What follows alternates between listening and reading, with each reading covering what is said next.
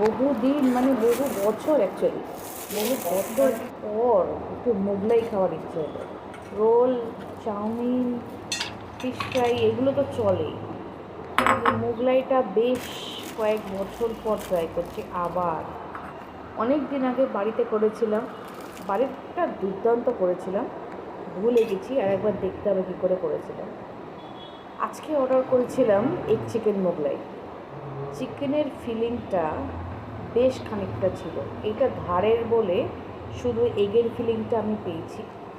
এরপর আমি দেখলাম আর একটা পার্টে চিকেন আর এগের ফিলিংটা বেশ খানিকটা। আমি অর্ডার করেছি দুটো, রাত্রিবেলা যেহেতু ডিনারের জন্য।